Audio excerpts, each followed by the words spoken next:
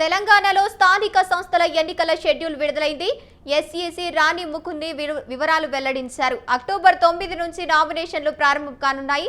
October 23న MPTC, ZPTC తొలి విడత polling జరగనుండగా October 27న రెండో విడత పోలింగ్ జరగనుంది. అక్టోబర్ 17న సర్పంచ్ ఎన్నికలకు తొలి విడత నోటిఫికేషన్ జారీ చేస్తారు. 31న తొలి విడత పోలింగ్, అక్టోబర్ 21 నుంచి రెండో విడత నామినేషన్లు, నవంబర్ 4న రెండో విడత సర్పంచ్ ఎన్నికలకు పోలింగ్ జరగనుంది. మూడో విడత సర్పంచ్ ఎన్నికలకు అక్టోబర్ 25 నుంచి నామినేషన్లు ప్రారంభం కానుండగా నవంబర్ 8న పోలింగ్ జరగనుంది.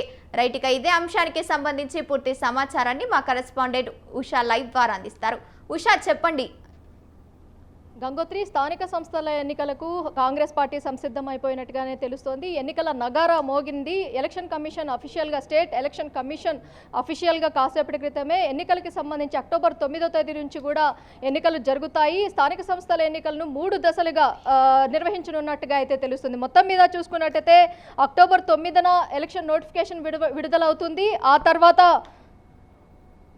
ఆ తర్వాత చూసుకున్నట్టయితే అక్టోబర్ 21 నవంబర్ 2వ తేదీలోపు సెకండ్ ఫేజ్ ఎలక్షన్స్ జరిగే అవకాశం ఉంది. అలాగే 17, 31 ఏదైతే అక్టోబర్ 17వ తారీఖు నుంచి 31వ తారీఖు వరకు మరొక ఫస్ట్ ఫేజ్ ఎలక్షన్స్ జరిగే అవకాశం ఉంటుంది. 25, 28 ఏదైతే అక్టోబర్ 25వ తేదీ నుంచి నవంబర్ 8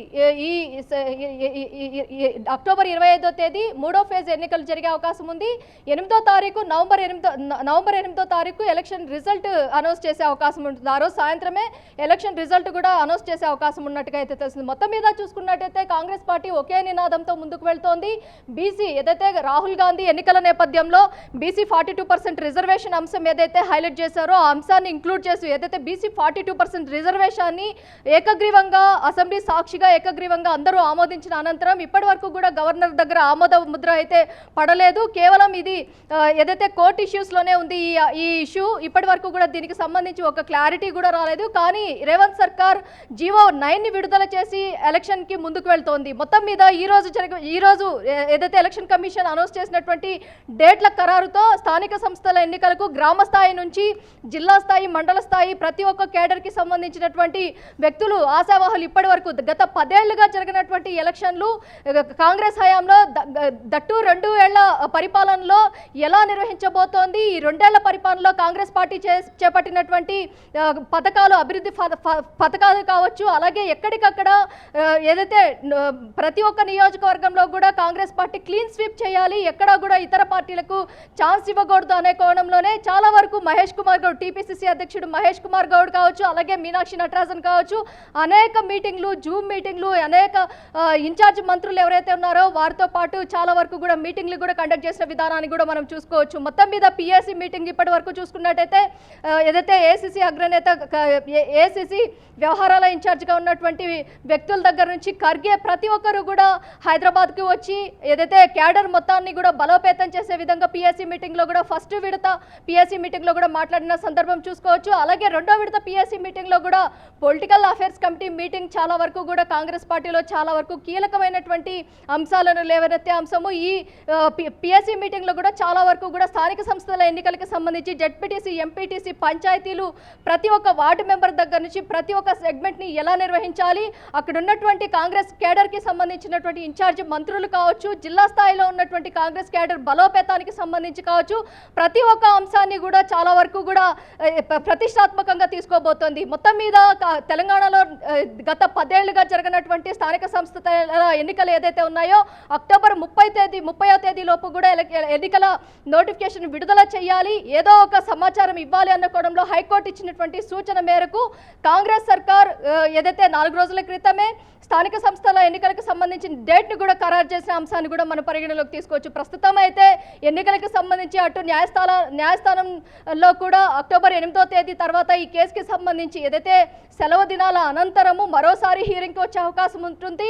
కోర్టు పరిధిలో ఉన్నటువంటి ఈ కేసుకి సంబంధించి న్యాయ నిపుణుల సలహా, అలాగే ప్రతివాదులుగా ఉన్నటువంటి వ్యక్తుల ఆర్గ్యుమెంట్స్ ప్రతి ఒక్కటి కూడా జరుగుతున్నాయి.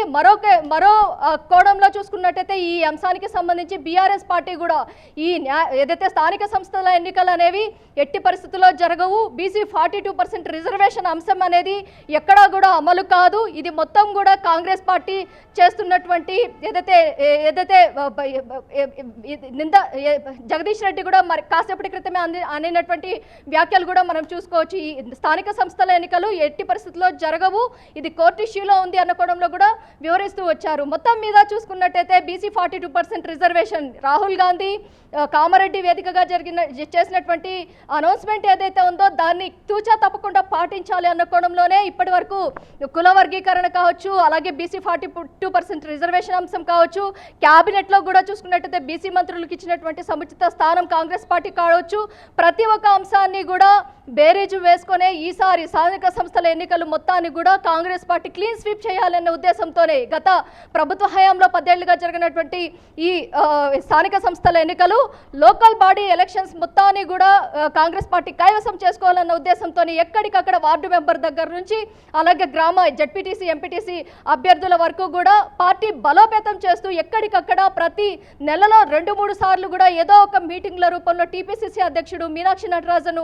ప్రతి ఒక్కరితో కూడా ఏదైతే జూమ్ మీటింగ్స్ రూపంలో కూడా వాళ్ళతో సమీక్షలు జరిపిన అంశాన్ని కూడా మనం చూసుకోవచ్చు. ప్రస్తుతం లోకల్ బాడీ ఎన్నికలకు సంబంధించినటువంటి నోటిఫికేషన్ విడుదలైంది. 3 దశలుగా జరగబోయేటటువంటి ఈ ఎలక్షన్లకు సంబంధించి ఆశావాహులు చాలా వరకు కూడా పంచాయతీ ఎన్నికలు ఎలా జరుగుతాయి, ఇందులో అభ్యర్థులని ఎలా ఖరారు చేస్తారు, ఎవరికి ఇస్తారు, ఇందులో బీసీ 42% రిజర్వేషన్ అంశం కూడా పొందుపరిచి ఉంది కాబట్టి బీసీ అభ్యర్థుల్ని ఎవరెవరిని ఎక్కడెక్కడ నామినేట్ చేస్తారు, ఎక్కడెక్కడ ఏ అభ్యర్థిని ఖరారు చేసే అవకాశం ఉంది అన్నకోవడంలో చాలా వరకు కూడా ఈసారి జరుగుతున్నటువంటి స్థానిక సంస్థల ఎన్నికల్లో బీసీ అభ్యర్థులు చాలా వరకు ఆశలు పెంచుకున్న అంశాన్ని కూడా మనం పరిగణలోకి తీసుకోవచ్చు. గంగోత్రి ఉషా, ప్రధానంగా పార్టీలు అయిన కాంగ్రెస్, బీజేపీ, బీఆర్ఎస్ ఎన్నికల పోరుకు రెడీ అవుతున్నాయి. ఇక అధికారంలో ఉన్న కాంగ్రెస్ పార్టీకి ఎన్నికల వ్యూహం ఏంటి? ఏ పార్టీ గెలుపొందే అవకాశం ఉంది? ఇటు బీఆర్ఎస్ పార్టీలో కేటీఆర్ మేమే గెలుస్తాం స్థానిక సంస్థల ఎన్నికల్లో అని చెప్తున్నారు. మరి కాంగ్రెస్ పార్టీ వ్యూహం ఏమిటి?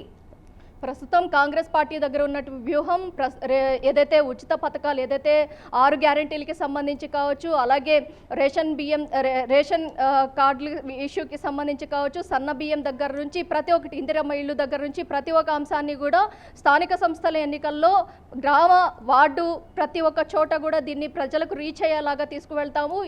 ఈ పథకాలే మమ్మల్ని ఖచ్చితంగా మళ్ళీ స్థానిక సంస్థల ఎన్నికల్లో విజయబేరి మోగిస్తుంది అన్న కోణంలో కూడా చెప్పుకుంటూ వచ్చారు. కాసేపటి క్రితమే పొన్నం ప్రభాకర్ కూడా ఈ ఇష్యూ మీద ఏదైతే స్థానిక సంస్థల ఎన్నికల మీద కూడా ప్రెస్ మీట్ కూడా కండక్ట్ చేయడం కూడా మనం చూసుకోవచ్చు. మొత్తం మీద చూసుకున్నట్టయితే కాంగ్రెస్ సర్కార్ ఖచ్చితంగా స్థానిక సంస్థల ఎన్నికల్ని నిర్వహిస్తాము. కోర్టు ఇష్యూలో ఉన్నప్పటికీ కూడా దీన్ని ఖచ్చితంగా మేము విజయబేరి మోగిస్తాము. ఎక్కడా కూడా స్థానిక సంస్థల ఎన్నికల్లో గత ప్రభుత్వ హయాం బీఆర్ఎస్ హయాంలో ఎక్కడా కూడా స్థానిక సంస్థల ఎన్నికలు 10 ఏళ్ల పాటు నిర్వహించలేదు, ఏకపక్షంగా వ్యవహరించింది. దీన్ని ఖచ్చితంగా ఇప్పుడున్నటువంటి ఆశావాహులు ఎవరెవరైతే ఉన్నారో వారందరూ కూడా ఖచ్చితంగా ఈ అవకాశాన్ని సద్వినియోగం చేసుకునేలాగా కూడా కసరత్తులు కూడా చేస్తున్నాము. కేడర్కి సంబంధించి కాంగ్రెస్ కేడర్కి సంబంధించి ఖచ్చితంగా సముచిత స్థానం బీసీ వర్గాల దగ్గర నుంచి ఓసీ, ఎస్టీ, ఎస్సీ, మైనారిటీ ప్రతి ఒక్కరికి కూడా సముచిత స్థానం కల్పిస్తూ వార్డు దగ్గర నుంచి గ్రామ, జిల్లా ప్రతి ఒక్క స్థాయిలోనూ ఒక్కొక్క సెగ్మెంట్లోనూ ఖచ్చితంగా ఏదైతే విజయ దుందుబి మోగేలాగా కూడా పావులు కదుపుతాము అన్న కోణంలో కూడా చెప్పుకుంటూ వచ్చారు. మొత్తం మీద చూసుకున్నట్టయితే స్థానిక సంస్థల ఎన్నికలు 3 ఫేజుల్లో జరగబోతున్నాయి. అటు ఏదైతే జడ్పీటీసీ, ఎంపీటీసీ, ఆ తర్వాత వార్డు మెంబరు, పంచాయతీ ఎన్నికలు ప్రతి ఒక్కటి కూడా ఏదైతే సజావుగా జరిగేలాగా ప్లాన్ ఆఫ్ యాక్షన్ కూడా నిర్వహించబోతున్నాము. బూత్ లెవెల్ దగ్గర నుంచి గ్రామ, జిల్లా స్థాయి వరకు కూడా ఖచ్చితంగా అభ్యర్థుల ఎన్నిక దగ్గర నుంచి విజయ దుందుబి మోగే వరకు కూడా ఖచ్చితంగా ఏదైతే విజయబేరి మోగిస్తామన్న కోణంలో కూడా కాంగ్రెస్ సర్కార్ ఇప్పటి వరకు చెప్పుకుంటూ వస్తుంది. చూడాలి ఈ అంశానికి సంబంధించి బీఆర్ఎస్ ఇప్పటి వరకు చూసుకున్నట్టయితే బీఆర్ఎస్ గత ప్రభుత్వ హయాంలో ఎప్పుడు కూడా ఎన్నికలని నిర్వహించలేదు. స్థానిక సంస్థల ఈ ఎన్నికల్ని ప్రతిష్టాత్మకంగా తీసుకున్నటువంటి కాంగ్రెస్ పార్టీ విజయాన్ని ఎలాగైనా సరే ఎక్కడికక్కడ 119 నియోజకవర్గాల్లో కూడా విజయాన్ని కైవసం చేసుకోవాలన్న ఉద్దేశంతో ఉన్నట్టుగానే తెలుస్తోంది. మొత్తం మీద 3 ఫేజుల్లో జరగబోతున్నటువంటి ఈ ఎన్నికలు స్థానిక సంస్థల ఎన్నికలు అటు ఆశావాహులు గ్రామ జిల్లా స్థాయిలో ఉన్నటువంటి అభ్యర్థులు చాలా వరకు కూడా ఆశలు పెంచుకున్నారు. ఈ అంశానికి సంబంధించి మరోసారి కూడా గాంధీ భవన్ వేదిక కూడా మరోసారి ఏదైతే మీటింగ్స్ కూడా జరిగే అవకాశం ఉంది. అటు ఏఐసిసి వ్యవహారాల ఇన్ఛార్జిగా ఉన్నటువంటి వ్యక్తుల దగ్గర నుంచి మీనాక్షి నటరాజన్ దగ్గర నుంచి అలాగే టీపీసీసీ అధ్యక్షుడు ప్రతి ఒక్కరు కూడా హైదరాబాద్ ఇన్ఛార్జ్ మంత్రులుగా ఉన్నటువంటి వ్యక్తులు ఆయా జిల్లాలకు సంబంధించినటువంటి మంత్రుల వరకు కూడా ప్రతి ఒక్కరితో కూడా ఇవాల్టి నుంచి ఫుట్ వర్క్ చేసే అవకాశం ఉన్నట్టుగా అయితే తెలుస్తుంది. పాదయాత్రల దగ్గర నుంచి ప్రతి ఒక్కటి కూడా ప్రతిష్టాత్మకంగా చేసినటువంటి కాంగ్రెస్ పార్టీ విజయాన్ని ఎలాగైనా సరే స్థానిక సంస్థల ఎన్నికల్లో 100% విజయాన్ని కైవసం చేసుకోవాలన్న ఉద్దేశంతో ఉన్నట్టుగా అయితే తెలుస్తోంది. Gangotri. Right, thank you Usha.